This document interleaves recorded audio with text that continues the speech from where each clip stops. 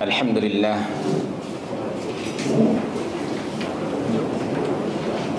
bermula dengan menyebut nama Allah yang Maha Pemurah lagi Maha Mengasihani. Segala puja, puji dan syukur hanyalah bagi Allah Subhanahu wa ta'ala, pencipta seluruh alam. Salawat serta salam semoga Allah curahkan ke atas junjungan kita Nabi Muhammad sallallahu alaihi wasallam, juga ke atas ahli keluarganya, para sahabatnya, dan juga sesiapa sahaja yang mengikuti petunjuknya hinggalah hari kebangkitan nanti. Hadirat, dengan izin Allah dan kehendaknya, pada malam ini kita akan meneruskan membaca ayat-ayat Al-Quran yang di dalamnya ada penjelasan dari Allah tentang 76 dari karakter orang-orang Yahudi yang kerenanya mereka adalah orang-orang yang dimurkai dan dikutuk oleh Allah Subhanahu wa ta'ala.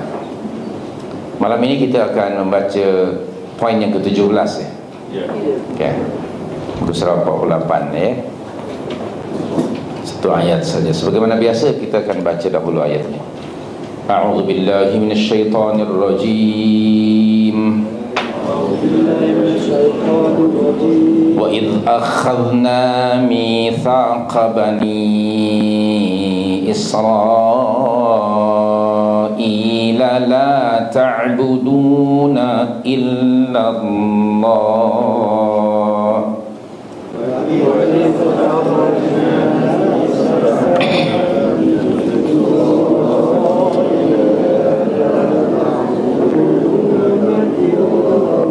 لا تعبدون إلا الله وبالوالدين إحسانا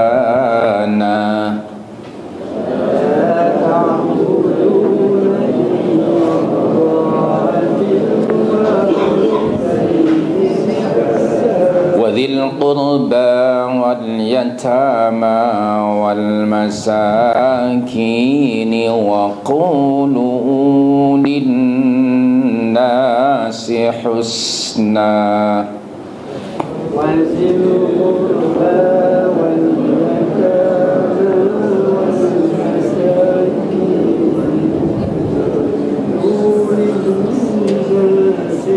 وأقيموا الصلاة وآتوا الزكاة ثم توليتم إلا قليلا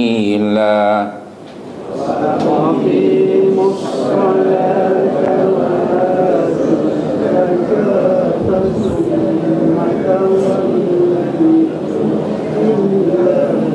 ثم توليتم إلا قليلا منكم وأنتم معرضون ثم توليتم إلا قليلا منكم وأنتم. Terjemahan makna ayat.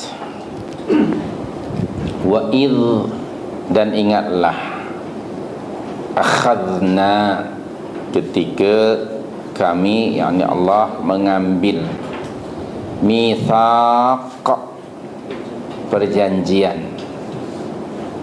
Bani Israel, dari Bani Israel, yaitu la ta'buduna illallah, janganlah kamu menyembah kecuali Allah. Wabil walidaini ihsana, dan berbuat baiklah kepada kedua orang tua. Wadhil qurba, dan juga berbuat baik kepada kaum kerabat. Wal yatama, kepada anak anak yatim, wal masakin, dan berbuat baik kepada orang-orang miskin.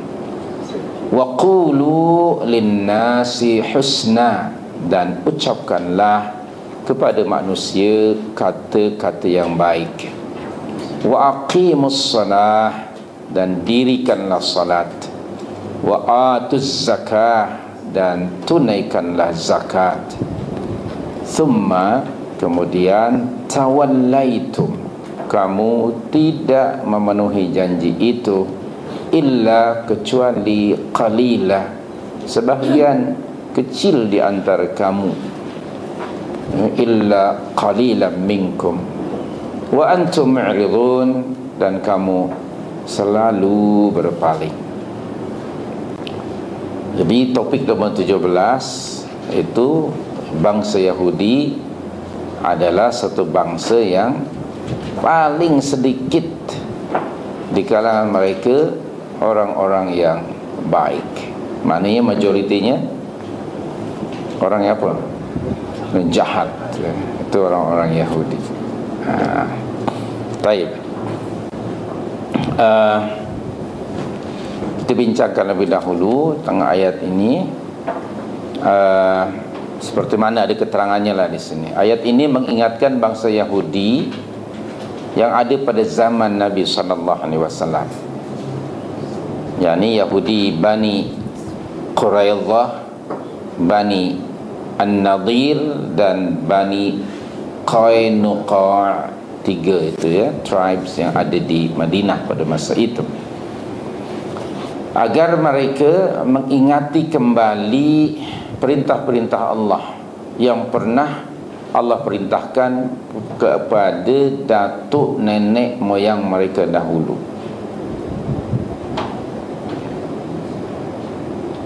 Dan Allah menggunakan istilah kalimah mitsaq. Allah menggunakan kalimah mitsaq, literally maknanya perjanjian. Kalau disebut mitsaq sama dengan ahdun, janji. Ahdun, dalam surah Yasin yang anda sudah hafalkan ada ayat misalnya alam a'had, saya ulang baliklah, alam a'had ilaikum ya bani adam alla ta'budu syaitan innahu lakum aduwwum mubin. Kerana sudah hafal, saya tak bagilah nombor ayatnya, apalagi terjemahannya. Kita anggap aja faham insyaAllah. Alam ahad, itu kalimah ahdun maknanya janji. Apa bezanya dengan mitsaq? Mitsaq, janji yang apa? Yang kuat, yang diikat dengan ikatan yang sangat kokoh lagi kuat. Itu mitsaq. Keduanya, dalam mitsaq dia ada hubung kait dengan religious obligation, dengan taklif ad-dini, at-taklif ad-dini, religious obligation. Dan setiap religious obligation itu mesti dan wajib dipatuhi, dilaksanakan. Itu kalimah mitsaq. Baik. Dan mitsaq ini ditujukan kepada para nabi dan sahabatnya dengan maksud agar secara sungguh-sungguh memperhatikan hal ehwal bangsa Yahudi yang perangainya telah begitu rosak.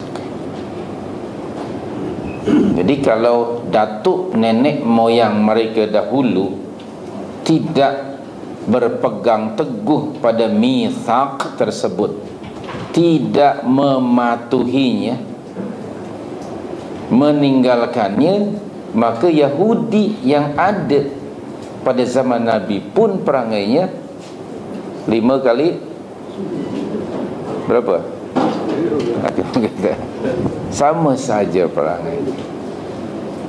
Kata orang kita, orang tua kita sebut anak apa, bapa borek anak rintik. Dia sama perangai mereka. Oleh itu Allah mengingatkan Nabi kita sallallahu alaihi wasallam dan para sahabatnya supaya hati-hati, waspada dalam menghadapi karenah mereka. Dalam buku kita ini disebut, ya, dengan memperhatikan sifat datuk nenek moyang mereka seperti itu, maka janganlah Nabi sallallahu alaihi wasallam dan para sahabat terlalu mengharapkan bangsa Yahudi untuk beriman kepada Islam. Itu di antara pengajarannya. Nabi sallallahu alaihi wasallam ini punya keinginan yang amat sangat kuat lagi besar supaya mereka orang Yahudi itu beriman kepada Allah, kepada Rasul dan risalahnya, dan kepada apa yang dibawa dan diajar oleh Nabi sallallahu alaihi wasallam. Tersebut sifat itu hirsun, ha, ra dan sad. Ini kalimah hirsun, keinginan yang sangat kuat agar mereka orang Yahudi beriman. Tetapi Allah sudah memberitahukan melalui ayat-ayatnya, antaranya ayat ini Allah mendedahkan kepada baginda sallallahu alaihi wasallam tentang perangai dan fi'il orang Yahudi. Setelah diberitahukan oleh Allah kepada Rasul melalui firman-Nya ini, agar secara mentally Rasulullah bersedia menghadapi karena mereka yang mungkin akan berlaku in the future. Hingga bila ia berlaku, baginda SAW dan para sahabat tidak lagi apa? Tidak lagi terperanjat, kerana sudah ada informasi dari Allah. Dan informasi dari Allah adalah hak dan benar, mesti menjadi realiti. Okay. Kalau tidak ada informasi dari Allah tentang karakter mereka, mungkin nanti akan terperanjat. Artinya akan kecewanya tu mungkin double, ya. Nabi akan sangat kecewa kenapa dia tidak beriman. Allah sudah bagi tahu. Jadi bila itu berlaku, relaxlah, ya, tidak terlalu jadi beban mental. Baik. Jadi orang Yahudi itulah perangainya dari dulu hingga sekarang, dan terima kasih kerana menyambut dan selama-lamanya seperti itu. Baik, itu harus dipahami. Baik, kemudian mitsaq ini pun sebenarnya juga Allah telah mengambil dari kita, sama ada langsung atau tidak langsung. Bagi kita, ketika kita seorang mukmin, ya, mengucap syahadatain, sebenarnya itu mitsaq. Okay. Kita sudah mengambil mitsaq, perjanjian dengan Allah. Walaupun sebenarnya sebelum itu, sebelum mengucap syahadatain, kita sudah ada mitsaq dengan Allah semasa kita in the womb. Dalam surah ke-7 ayat 172. Okay. Itu dalam surah Al-A'raf ayat 172. Bismillahirrahmanirrahim. Wa idh akhadha rabbuka min bani Adam dzurriyyatahum min zuhurihim wa ashhadahum ala anfusihim alastu bi rabbikum.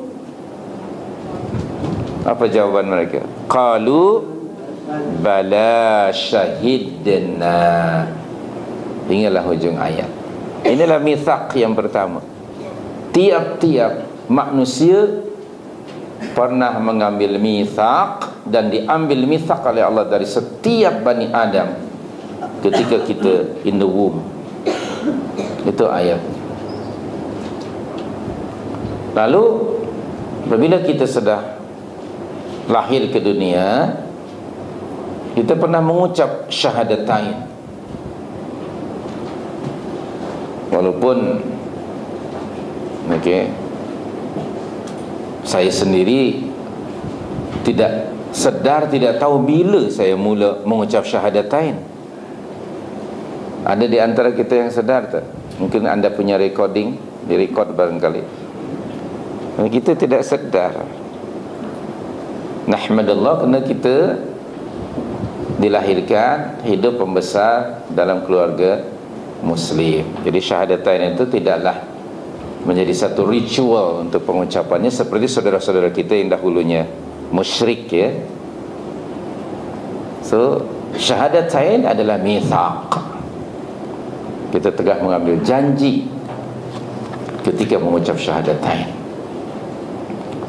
Mari pada ayat ini, apa dia mitsaqnya itu? Di sini ada 8 poin, 8 perkara. Yang pertama, jangan menyembah kecuali Allah. Yang kedua apa? Berbuat baik kepada ibu bapa. Yang ketiga, berbuat baik kepada kaum kerabat. Yang keempat, berbuat baik kepada anak yatim. Yang kelima, kepada orang miskin. Yang keenam, mengucapkan perkataan yang baik. Yang ketujuh, mendirikan salat. Dan yang ke-8, menunaikan zakat. 8 perkara mitsaq. Dari 8 perkara ini,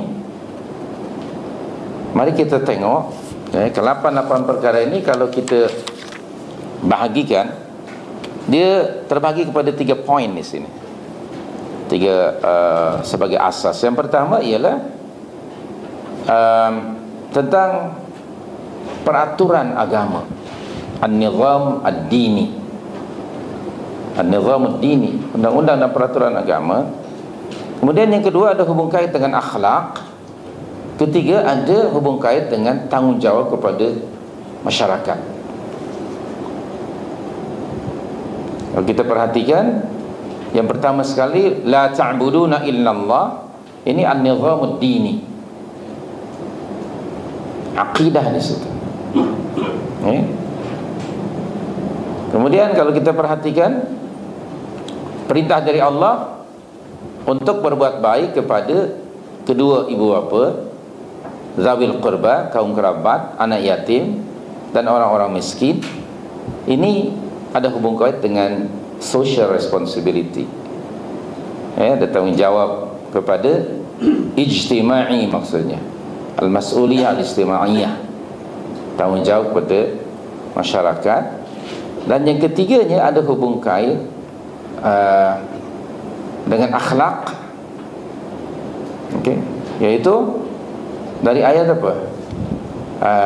Sama ada tadi, boleh dimasukkan yang tadi wabil walidaini ihsana, hingga waqulu linnasi husna, dan ucapkanlah, berkatalah dengan perkataan yang baik. Itu ada hubung kait dengan akhlak. Kemudian berikutnya ada hubung kait dengan ibadah. Apa ibadah di sini yang disebut?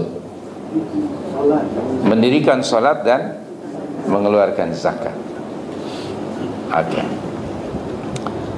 Baik. Mari kita perincikan satu persatu.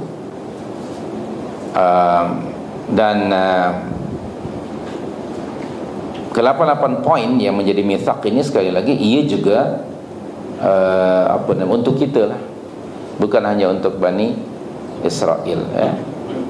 Yang pertama, dalam buku kita muka surat 49, Allah memerintahkan kepada bangsa Yahudi dan tentu untuk kita, yaitu la ta'buduna illallah. Perintah untuk apa? Menyembah dan beribadah kepada Allah, bahawa tidak ada Tuhan yang berhak dan wajib disembah, ditaati dan diibadati melainkan Allah semata-mata yang tiada sekutu baginya. Jadi orang Yahudi pun diperintah dengan perintah itu, dan Allah melarang mereka dari menyekutukan Allah dengan sesuatu.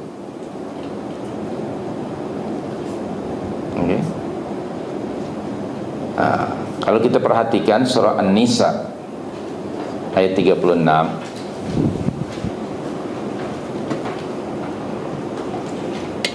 An-Nisa 36.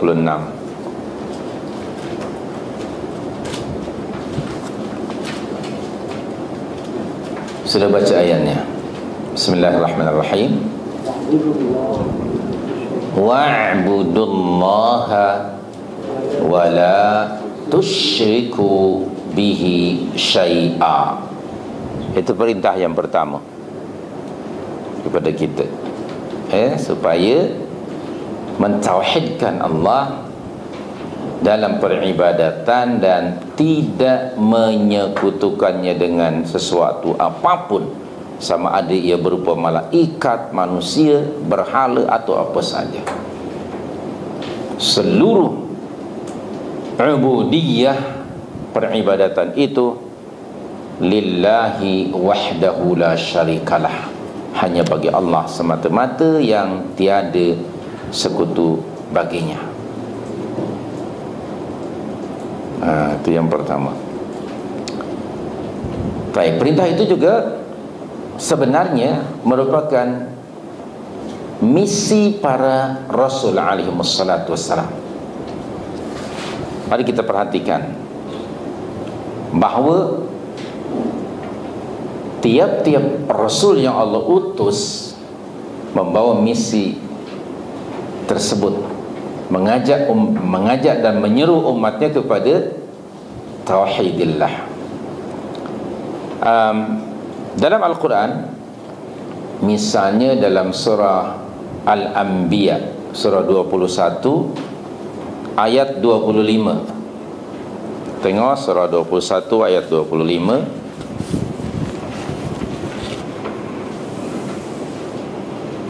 Dan baca. Sudah jumpa? Bismillahirrahmanirrahim. Apa bunyi ayatnya?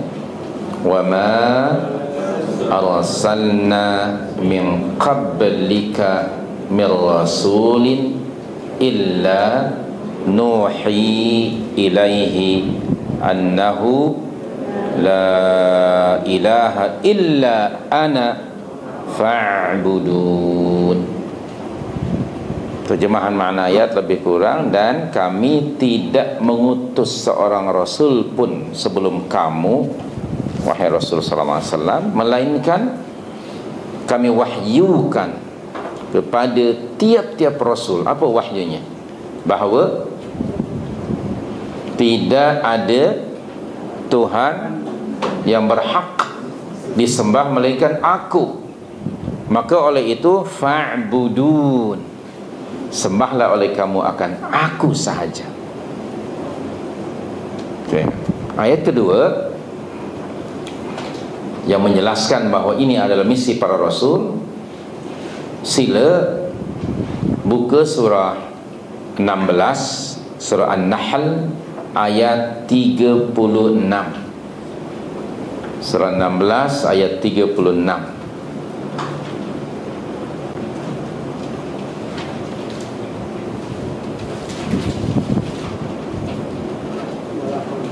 Aywa, bismillahirrahmanirrahim. Walaqad ba'athna fi kulli ummatir rasula ani'budullaha wajtanibut taghut. Itu antara ayat.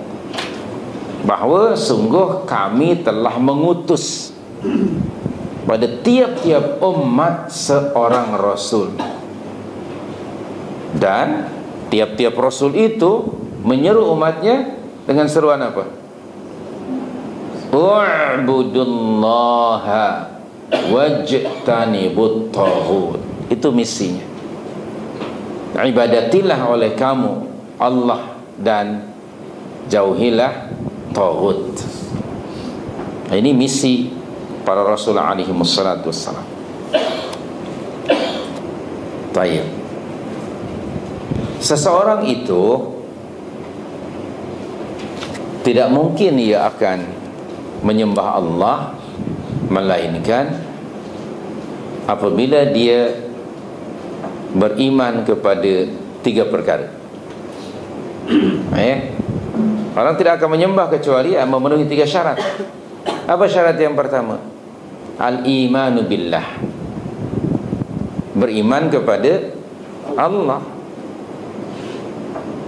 Di antara rukun iman yang 6, yang pertama ialah al-imanu billah, beriman kepada Allah. Amanar rasulu bima unzila ilaihi min rabbihi wal mu'minun kullun amana billah. Iman dahulu kepada Allah dengan imanan sadiqa, imanan jazima, iman yang benar, iman yang solid, iman yang tidak ada doubtful. Dan di dalam imannya kepada Allah dan Rasul, dalam surah Al-Hujurat 49 ayat yang ke-15. Surah 49 ayat 15. Bismillahirrahmanirrahim. Innamal mu'minun, sesungguhnya orang-orang yang beriman itu adalah orang-orang yang pertama apa? Alladzina amanu billahi wa rasulihi thumma lam yartabu. Itu ayatnya. Hinggalah hujung ayat. Sesungguhnya orang-orang mukmin itu ialah orang-orang yang beriman kepada Allah dan Rasul sallallahu alaihi wasallam. Kemudian imannya macam mana? Lam yartabu, yang tidak ada keraguan. Jadi kita, saya dan anda, kita semuanya mesti selalu melakukan muhasabah tentang iman kita. Apakah saya memiliki iman yang benar? Apakah iman saya sudah mantap, sudah kokoh? Nah, itu masing-masing kita harus bertanya. Tentu ada pelajaran akidah yang diterangkan lebih lanjut. Kedua, setelah beriman kepada Allah subhanahu wa ta'ala, diperintahkan to worship Him, untuk menyembah Allah. Maka untuk menyembah Allah subhanahu wa ta'ala, mesti menyembahnya mengikut syariatnya yang telah diturunkan. Bagi orang Yahudi, beriman kepada Allah lalu menyembah Allah, syariat mereka ada pada kitab apa? Kitab Taurat, kan? Kalau mereka hendak menyembah Allah, mesti mengikut syariat Allah yang ada di dalam kitab Taurat. Bagi kita sekarang macam mana? Kita mesti mengikut Al-Quran. Maknanya we have to believe in Al-Quran Al-Karim. Beriman dulu kepada Al-Quran dengan imanan sadiqah, iman yang benar. Ada perintah dari Allah kepada kita dalam surah yang ke berapa? 64 ya. Kalau salah terujuk ayatnya, Allah berfirman di situ, ayat yang ke berapa? 8 ya. Kita rujuk dahulu ayatnya. Qauluhu ta'ala, ayat yang ke-8.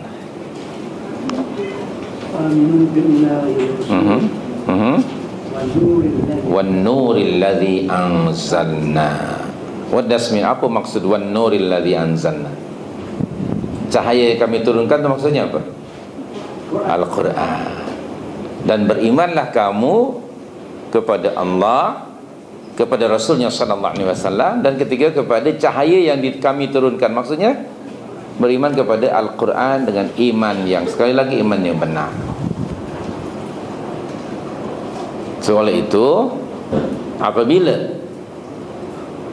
kita ni hendak menyembah Allah, maka jangan menyembah Allah kecuali dengan syariatnya.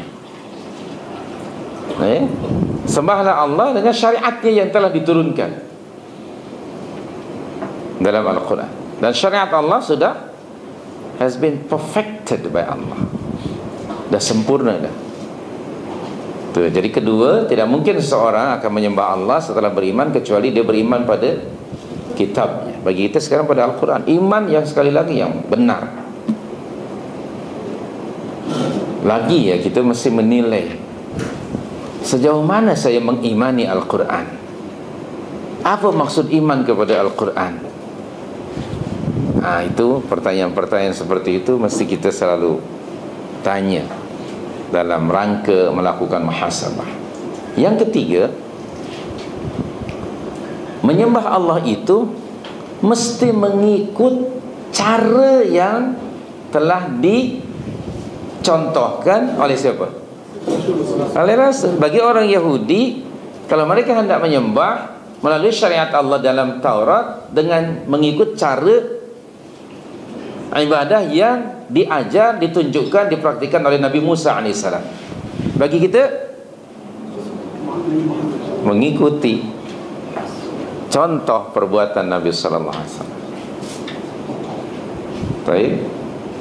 Jadi tidak ada yang wajib disembah melainkan Allah.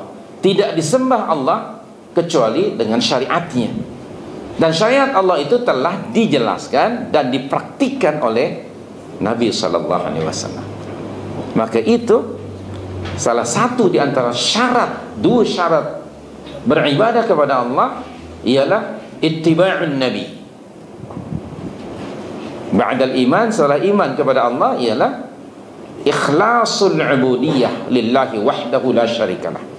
Niat yang pertama, rukun yang pertama ialah ikhlas. Setelah iman lah.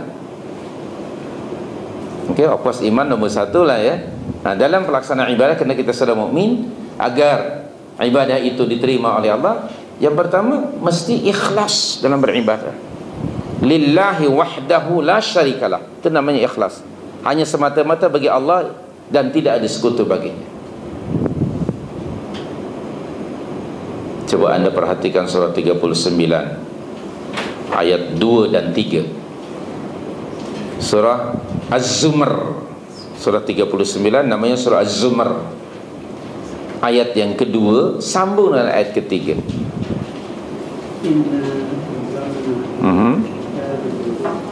Kemudian itulah dia ayatnya, fa'budillaha mukhlishan lahuddin. Ayat ketiga apa? Ala lillahid dinul khalis. Nah itu namanya, yang namanya ibadah, seluruh bentuk ibadah lillahi wahdah.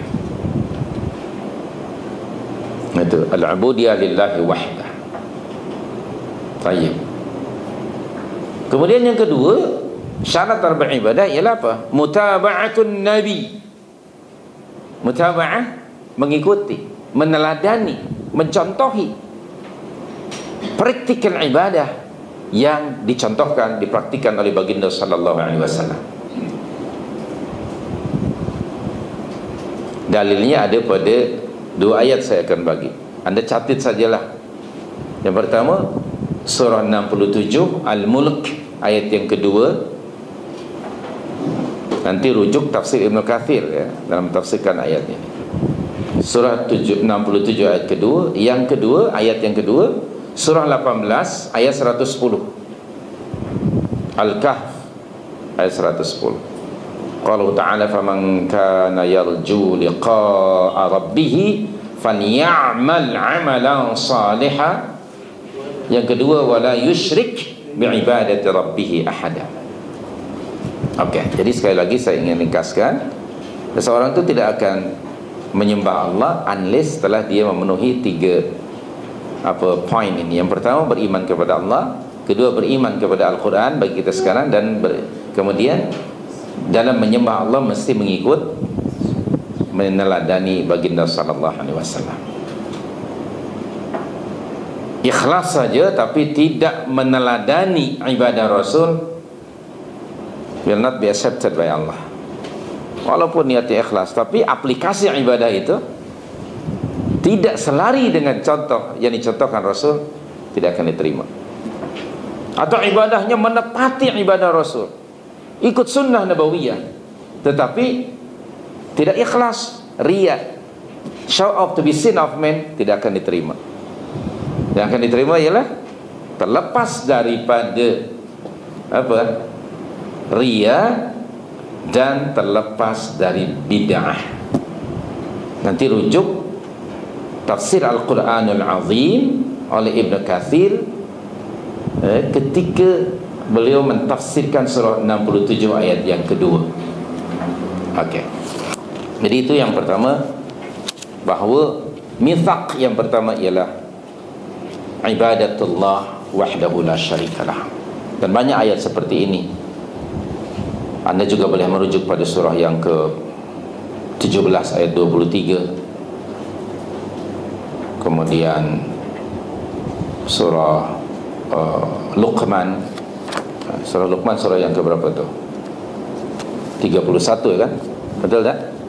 Surah Luqman surah yang ke-31 pada ayat yang ke 13. Jadi itu perintah dari Allah kepada seluruh para rasul, dan itulah risalah para rasul alaihi wassalatu wassalam. Balik pada buku kita ni, muka surah 49. Mitsaq yang kedua apa dia? Wabil walidaini ihsana. Berbuat baik kepada kedua ibu bapa.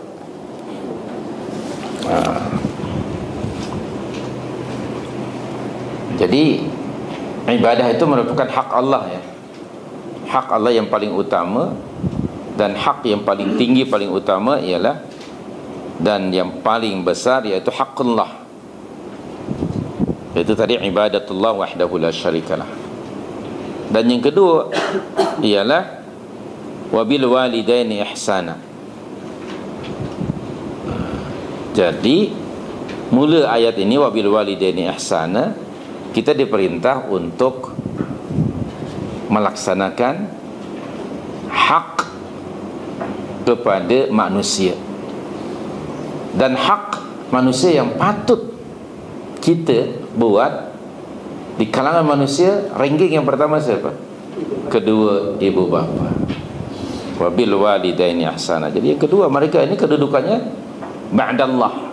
Setelah hak Allah ialah hak ibu bapa. Kenapa? Kerana ibu bapa menjadi sebab yang kedua setelah Allah menciptakan kita dan Allah mengeluarkan kita daripada perut ibu kita. Wallahu akhrajakum min butuni ummahatikum, surah 16 ayat yang ke-78. Maka orang yang menjaga, memelihara, membesarkan, menyayangi, mendidik kita siapa? Ibu bapa. Kedua ibu bapa itu. Jadi mereka lah, subhanallah, yang membesarkan, mentarbiah kita. Tadi kedua ibu bapa. Oleh itu dalam surah Luqman tadi ayat yang ke-14, ya, surah 31-14, Allah ada berfirman di situ. Okey, wa wasaina al-insana biwalidayhi hamalathu wahnan ala wahni wa fisaluhu fi 'amaini anishkurli. Itu yang pertama. Kedua apa? Wali walidaik. Jadi hak Allah dahulu, anishkurli, kerana Allah itu khaliq, pencipta. Allah itu raziq, dan sifat-sifat Allah yang lainnya. Dan keduanya wali walidaik, bersyukurlah kepada kedua ibu bapa kamu, kerana mereka yang menjadi sebab kamu tumbuh membesar. Alhamdulillah, Allah menganugerahkan kepada kita ibu bapa yang bertanggungjawab dan telah membesarkan kita, menyayangi kita.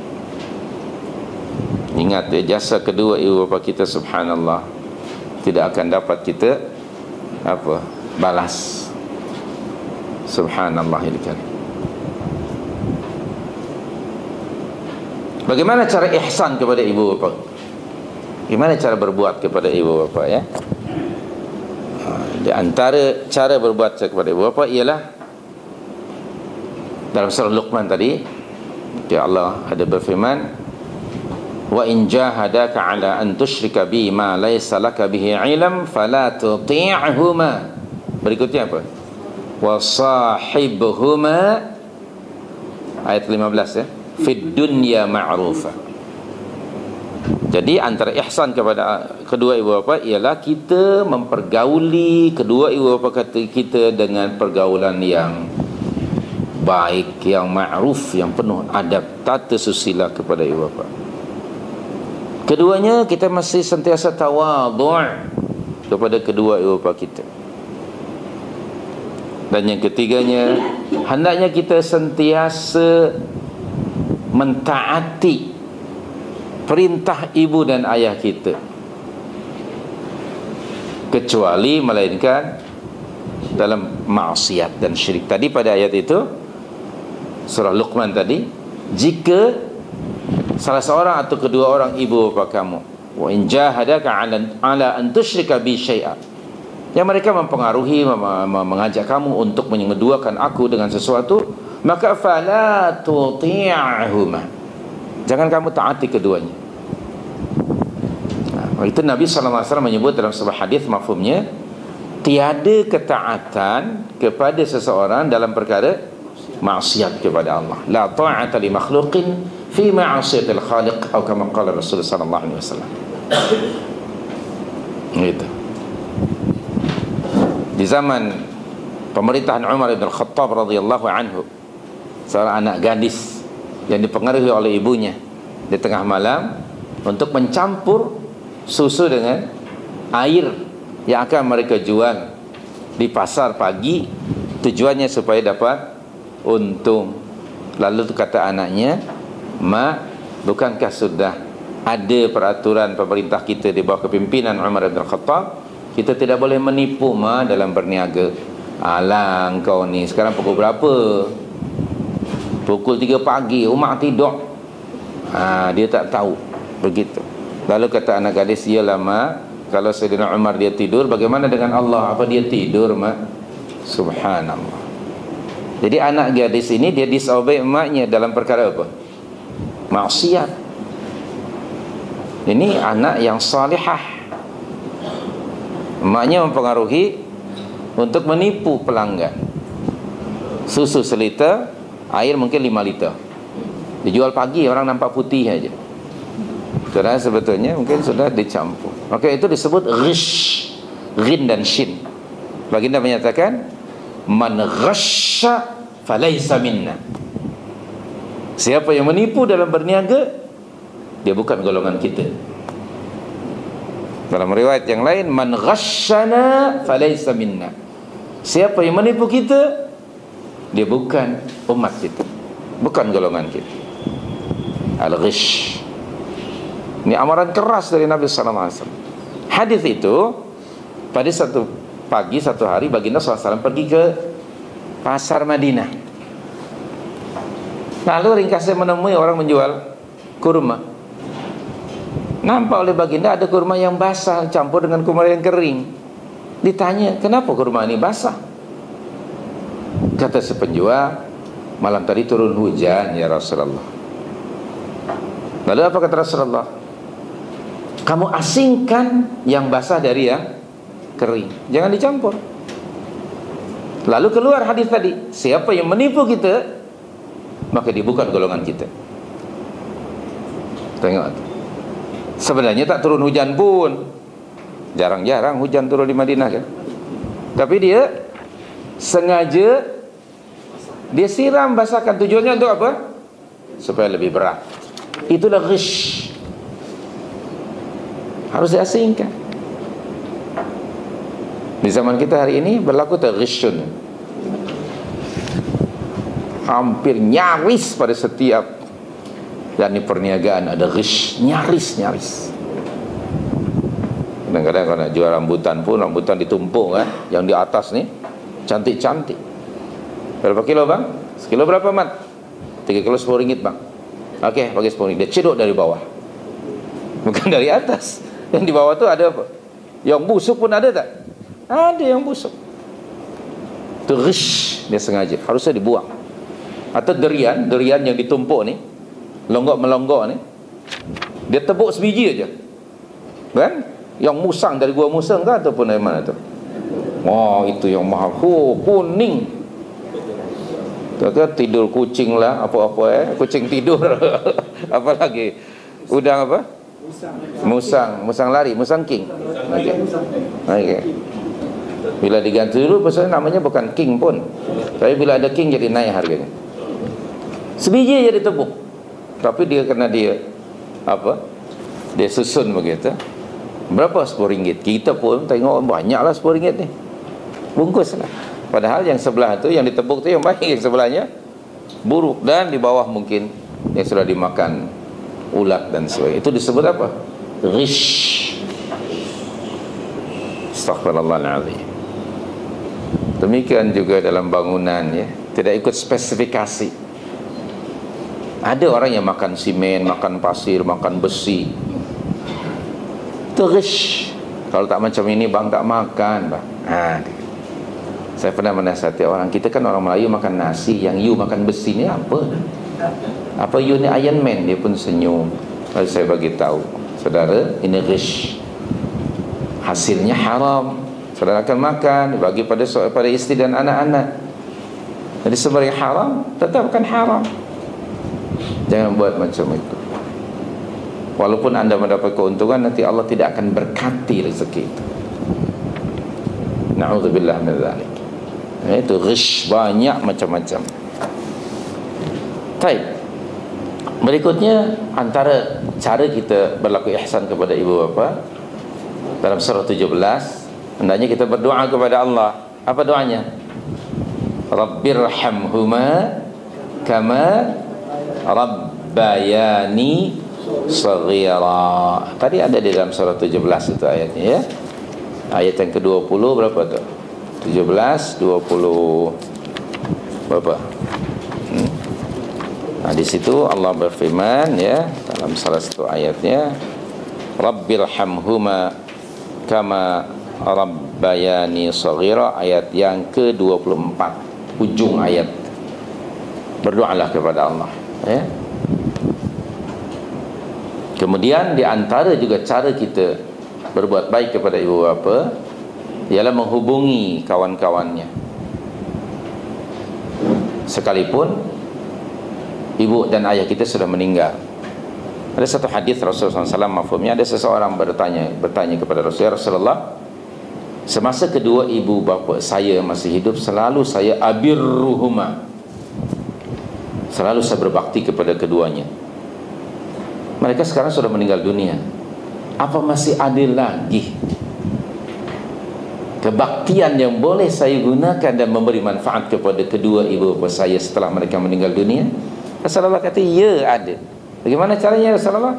Kamu hubungi, teruskan hubungan silaturahim dengan kawan-kawan ibu dan ayah kamu. Itu pahalanya sampai kepada kedua ibu bapa yang sudah meninggal dunia. Baik, so alangkah baiknya kita kalau ke mana-mana ni bawa anak kita, kenalkan ini kawan ayah, supaya nanti bila kita tidak ada, mereka akan meneruskan hubungan silaturahim. Itu antaranya, ya. Kemudian kita balik lagi tentang konsep walidah ini. Ada satu saya ingin sebutkan. Abdullah bin Mas'ud radhiyallahu anhu bertanya kepada baginda sallallahu alaihi wasallam, ya Rasulullah, amalan apakah yang paling afdal dalam Islam? Amalan apakah yang paling dicintai, disukai Allah Subhanahu wa taala? Kata Rasul sallallahu alaihi wasallam, yang pertama ialah menunaikan salat pada waktunya. Ada lagi ke ya Rasulullah? Birrul walidain. Itu yang kedua ialah berbakti kepada ibu bapa. Okay. Berlaku ihsan kepada ibu bapa. Yang pertama salat, sebab itu hak Allah. Keduanya birrul walidain. Ada lagi ke ya Rasulullah? Ada. Yang ketiga itu berjihad pada jalan Allah Subhanahu wa taala. Itu dalam kitab sahih, ya. Taib. Selanjutnya perintah Allah yang ketiga apa dia? Dalam muka surat 50 dalam buku kita ni, yaitu berbuat baik kepada kaum kerabat. Al-ihsan kepada kaum kerabat. Bagaimana caranya? Kita mesti menjaga hubungan silaturahim. Kaum kerabat sama ada daripada sebelah ibu bapa kita, daripada sebelah ibu ataupun daripada ayah, ataupun mungkin dari nenek kita. Itu kaum kerabat. Terhubungi mereka. Sama ada hubungi di sini secara physically kita menziarahi mereka, ataupun dengan alat-alat teknologi yang ada sekarang. sama ada dengan telefon, dengan handphonenya, dengan apa lagi, muka bukunya, okay. Dengan apa lagi, Skype ke, hubungi silaturahim. Okay. Facebook maksudnya muka buku tu ya. So begitu. Dengan alat-alat sekarang, subhanallah, hubungi mereka hanya untuk mengatakan assalamualaikum, apa khabar, sudah cukup itu pun hubungan silaturahim, ya. Dan banyak cara. Yang keempatnya, kita balik lagi secara ringkasnya, yang keempat, mitsaq ini ialah berbuat baik kepada anak-anak yatim.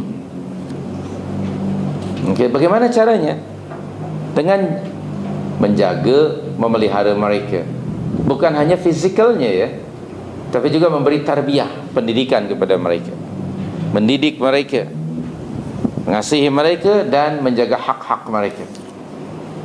Anak-anak yatim ialah anak-anak yang kehilangan orang yang selama ini menjadi tulang belakangnya, istilah kita ya, yang menyaranya. Katanya ayahnya meninggal dunia. Itu anak yatim. Yatim dalam bahasa maknanya dhaif, lemah. Lemah physically, lemah mentally, kerana masih budak-budak kan, dan lemah dalam mengurus harta. Kemudian perlu diingat, tidak semua anak yatim itu miskin. Tidak, tak ada hubung kait dengan kemiskinan.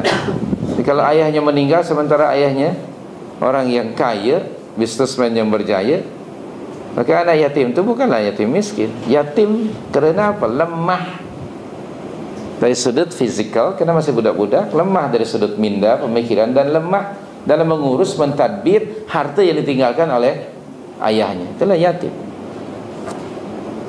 Kita ni kadang-kadang kalau disebut yatim sinonim dengan miskin, padahal tidak semestinya ya. Baik. Dan nanti anda rujuklah hadis-hadis Rasul tentang keutamaan, kelebihan menjaga anak-anak yatim. Dan yang berikutnya yaitu berlaku ihsan kepada orang-orang miskin. Di mana-mana masyarakat pasti akan ada orang miskin. Bagaimana caranya? Dengan bersedekah, membantu keperluan mereka. Nah, itu di antaranya. Kita bantu orang-orang miskin ini dengan, ya ini tentu saja bantuan yang untuk jana ekonomi mereka, mengangkat ekonomi mereka supaya mereka keluar daripada kepompong kemiskinan. Tapi di mana-mana masyarakat memang pasti akan ada orang yang kaya dan ada orang yang miskin. Jadi Allah memerintahkan kepada kita to be kind kepada mereka, kepada orang-orang miskin ya. Dan berikutnya secara ringkasnya yang keenam apa? Wa qulu lin-nasi husna. Ini akhlak supaya bercakap benar. Ini dia bercakap yang benar. Dalam surah 33 surah Al-Ahzab ayat yang ke 70, ayat ini diadreskan Allah kepada kita dan kepada orang-orang yang beriman. Bismillahirrahmanirrahim. Ya ayyuhalladzina amanu, apa?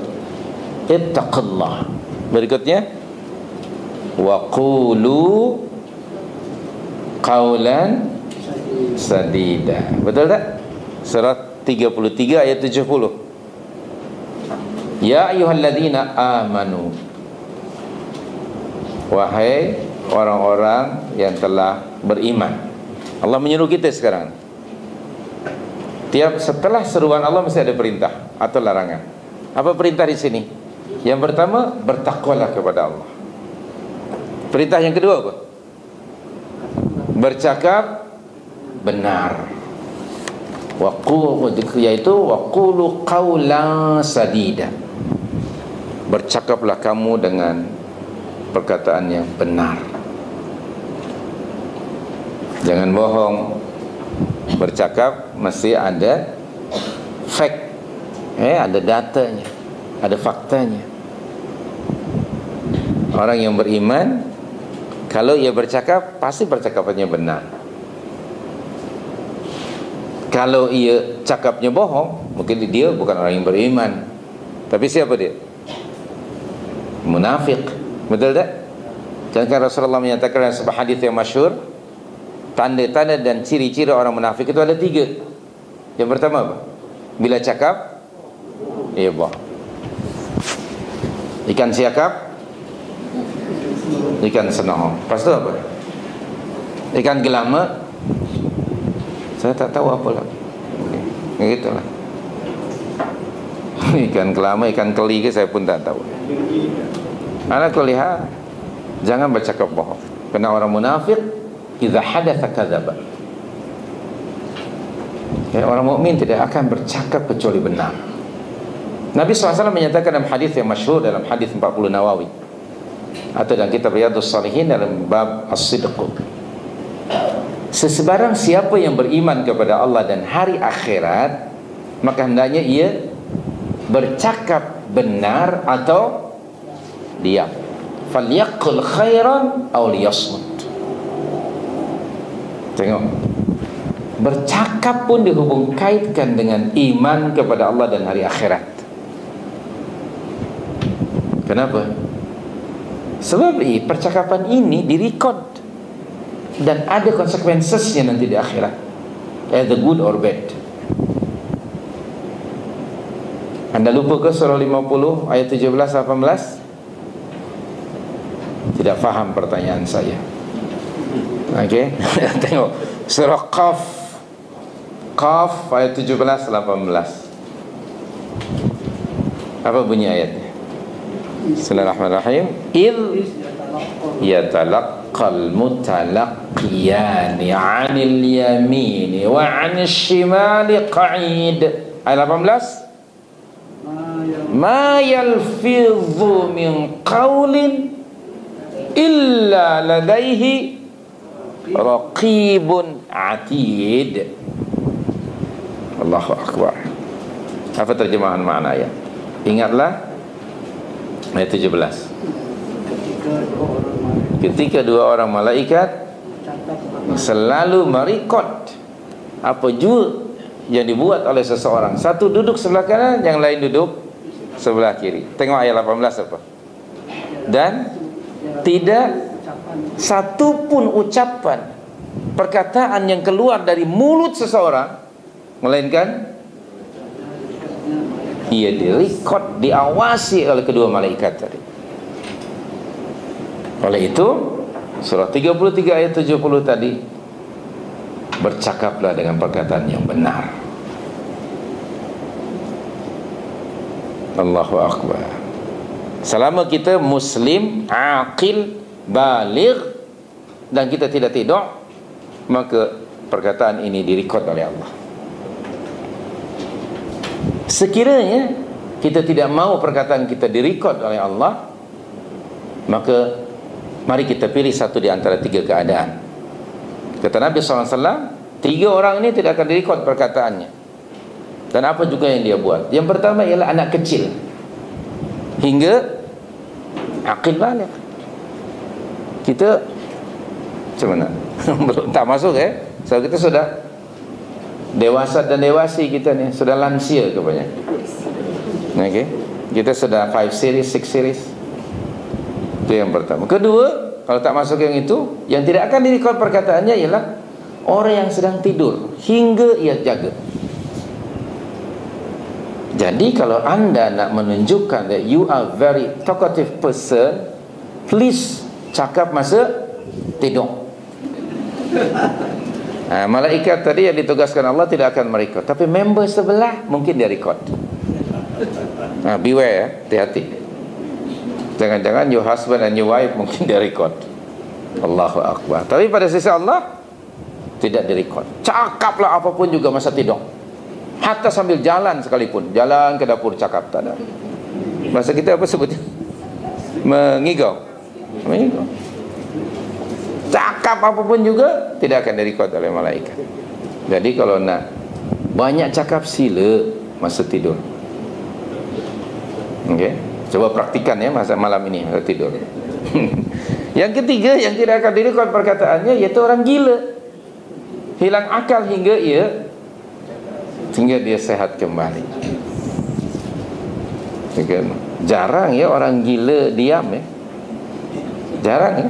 Yang namanya orang gila walaupun seorang, dia macam ada member, dia cakap. Kalau dia banyak cakap, orang lain tak kisah. Yalah, dia orang gila, biar aja. Kalau orang juga banyak cakap, engkau ni macam orang gila lah. Begitu pula. Awas, waspada. Sekali lagi, cakap bukan dilarang, diam bukan wajib, tapi biarlah sesuai dengan keadaan. Kalau anda mesti cakap, kemudian anda memilih diam, salah. Anda mesti diam tapi anda cakap, salah juga. Begitu. Jadi sekali lagi, hubungkan perkataan dengan iman dan takwa. Tadi surah 33 ayat 70. Kalau hendak menilai ketakwaan seseorang, antara lain anda perhatikan mulut dia, perkataan yang keluar dari mulutnya. Sama ada dia itu seorang yang bertakwa atau tidak, dapat diukur melalui lidahnya, perkataannya.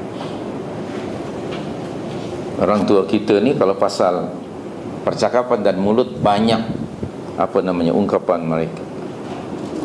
Sebab mulut santan binasa, sebab mulut badan binasa.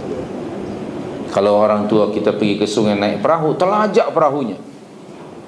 Perahu bila telajak boleh ghostan ya, ada mesin ke waktu itu saya pun tak tahu. Boleh ditarik balik. Tapi kalau kata cakap terlepas, buruk padanya. Maka jangan cakap sembarangan. Kata orang tua kita apa? Kalau cakap biar belapi. Belapi dengan apa? Maksudnya dengan kapet.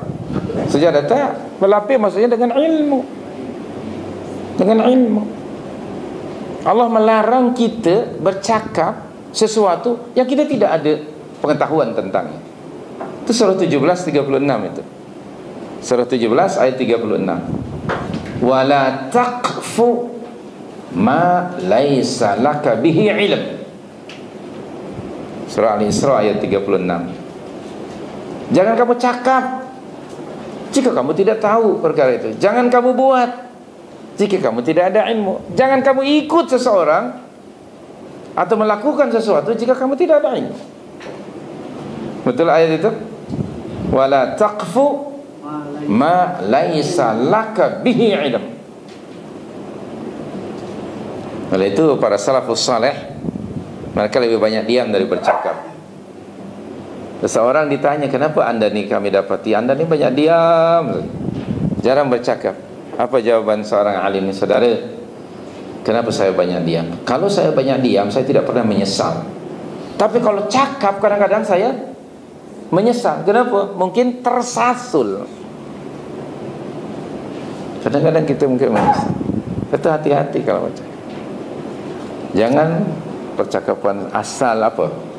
Bahasa Jakarta, jangan cakap, jangan ngomong asbun. Apa asbun bahasa Jakarta? Asal bunyi. Cakap awalnya asal bunyi aja. Maknanya dia mulut apa bahasa kita? Mulut apa? Mulut? Murai apa? Mulut murai apa? Laser. Mau cakap entah apa. Tak. Apa kata Rasulullah kepada seorang sahabat yang minta kepada baginda sallallahu alaihi wasallam supaya baginda menunjukkan kepada dia jalan menuju syurga? Apa kata Rasulullah? Kata sana Amr bin As radhiyallahu anhu, "Kuffa 'alaika hadza." Nabi menjulurkan lidahnya. Jaga ini, maksudnya lisan. Jaga lisan. Kata para ulama yang lain, Allah memberi kepada kita mata sepasang, ada dua. Telinga pun ada dua, tapi lidah ada satu. Tujuannya apa? Supaya banyak mendengar, melihat dan perhatikan, dan banyak diam. Tapi yang berlaku apa ya? Yang nampak macam mana? Mana yang dua ni? Yang bercabang yang mana? Kadang-kadang barangkali yang satu jadi dua. Telinga pula di bawah sebelah aja. Nah begitu. Demikian juga mata. Jadi mestinya kita banyak diam, banyak berfikir, memperhatikan ayat-ayat Allah, ayat kauniyah, ayat Quraniyah. Fikirkan, dengar nasihat dan pengajaran. Banyak diam. Itu kata para ulama seperti itu. Jadi kembali lagi, yang berikutnya apa? Setelah berkata yang benar, yang ketujuh apa dia? Yaitu menunaikan salat. Kedelapan, zakat. Salat adalah hubungan seorang hamba dengan Tuhannya, dengan Allah Subhanahu wa taala. Okey? Dan dia merupakan jalan menuju salat, kata Nabi SAW, tiang agama. Dan dia jalan menuju ketakwaan. Juga dia merupakan silah antara seorang hamba dengan Allah Subhanahu wa taala. Dan banyak lagi kelebihan-kelebihan salat, tentu saya tidak akan detailkan malam ini. Dan yang terakhir yaitu mengeluarkan zakat. Ini tanggung jawab kepada siapa? Kepada manusia. Okay? Jadi salat dan zakat itu 8 poin.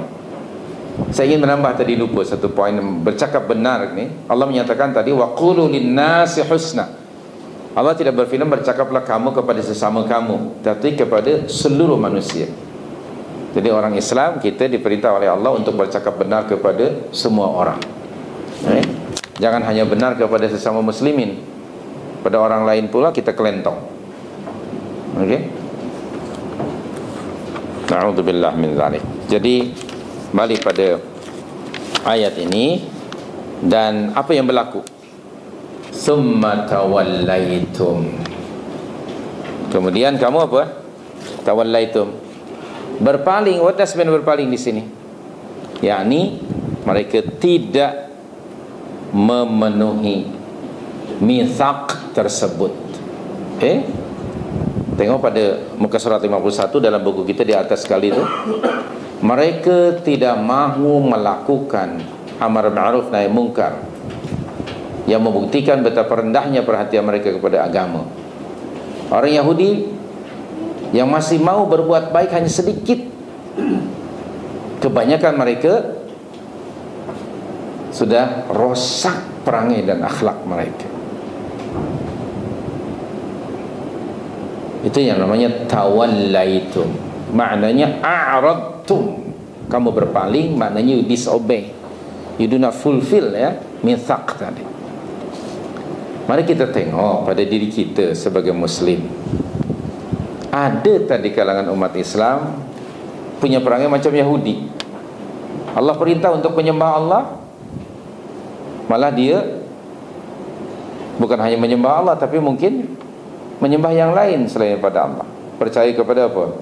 Misalnya bomoh, misalnya lah paranormal, istilah di Indonesia. Mungkin dia mendatangi kubur-kubur tertentu yang dikeramatkan hingga dia berdoa kepada kubur yang sudah mati, orang yang sudah mati. Misalnya percaya kepada bomoh hujan, bomoh segala macam lah, selain daripada bomoh patah lah. Yang ada juga bomoh patah ya. Tapi yang namanya bomoh yang di dalam hadis Nabi disebut arraf, kahin atau munajjim.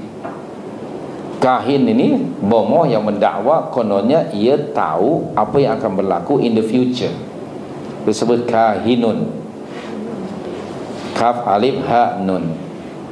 Kedua arraf, jenis dukun atau bomoh yang menggunakan alat-alat tertentu atau rajah tertentu, atau mungkin dia memanggil. Siapa yang dipanggil? Mambang ke Bambang yang dipanggil? Mambang hitam, Mambang dan sebagainya. Na'udzubillah min dzalik. Kemudian yang berikutnya munajjim, yang horoskop ni ya, orang yang menggunakan ilmu apa? Perbintangan. Nujum pak belalang ya disebutnya dalam bahasa kita. Nujum pak belalang ya. Jadi ini ada kata Nabi sallallahu alaihi wasallam dalam hadis riwayat Imam Muslim daripada Imran bin Husain radhiyallahu anhum, sesiapa yang mendatangi kahin atau arraf atau munajjim dan bertanya sesuatu, maka tidak akan diterima dari orang itu salatnya selama berapa hari? 40 hari. Salatnya, salat fardunya tidak diterima oleh Allah, walaupun dia salat zero, no point.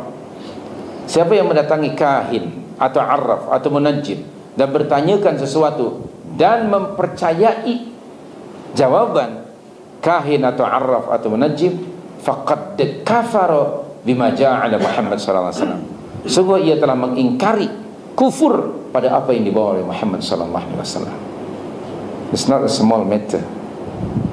Ini ada hubungan dengan akidah.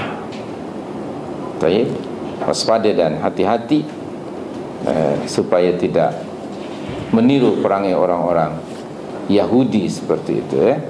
Na'udzubillah min dzalik. Tsumma tawallaitum illa qalila. Ada tak orang Islam tidak salat? Hanya. Yang tidak mengeluarkan zakat? Ada. Yang derhaka kepada ibu dan ayahnya? Oh, di akhir zaman ini dahsyat.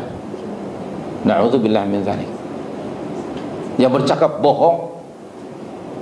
Bercakap apa lagi? Mengarut. Apa lagi istilah bahasa kita? Cakap tidak keruan. Ada tak? Diam aja. Maknanya tak adalah. Ini cakap mencarut. Okay? Na'udzubillah min dzalik. Jadi nyaris karakter buruk Yahudi ada tak pada umat Islam? Nyaris, hampir semuanya sudah ada. Mari kita memohon keampunan kepada Allah. Ini sangat penting memahami apakah ada karakter Yahudi pada diri kita. Masing-masing kita bertanya, ya? Jangan sampai tawallaitum illa qalila. Bila Allah menyatakan pengecualian, kecuali sedikit, maknanya tidak semua. Ada sedikit sekali di kalangan orang Yahudi yang tetap beriman kepada Allah dan Rasulnya dan melaksanakan syariatnya. Antaranya Abdullah bin Salam radhiyallahu anhu dan lain dan kawan-kawannya. Wa antum mu'ridu. An-i'rad maknanya turn away. Dan astaghfirullahalazim, nyaris hampir kebanyakan umat Islam pun hari ini seperti itu. Padahal Allah sudah bagi warning dalam surah 20 ayat 124. Surah 20 ayat 124. Anda boleh membaca dari ayat 123-nya ya. Perintah untuk berpegang teguh dengan Al-Quran dan Sunnah Nabawiyah, apa yang Allah turunkan. Tapi tengok ayat yang 124. Kebanyakan orang kecuali mereka yang dirahmati oleh Allah telah mengingkarinya. Wa man a'rada an dzikri fa inna lahu ma'isyatan danka wa nahsyuruhu yaumal qiyamati a'ma qala rabbi lima hasyartani a'ma wa qad kuntu basira qala kadzalika atatka ayatuna fanasitaha fakadzalikal yauma tunsa. Kita mohon kepada Allah semoga Allah Subhanahu wa taala mengampunkan sikap kita yang mengabaikan mitsaq ini, dan Allah mentaufikkan kita hingga kita akan dapat memenuhi mitsaq, mentaati Allah Subhanahu wa taala, menjalankan perintahnya dan meninggalkan larangannya, serta Allah mentaufikkan kita agar kita sentiasa mengikuti dan meneladani Nabi kita Muhammad sallallahu alaihi wasallam, serta agar kita mempunyai akhlak yang mulia sebagai seorang muslim. So hadirin hadirat, itu sajalah yang boleh kita kongsi untuk malam ini. Semoga ada manfaatnya. Wallahu a'lam.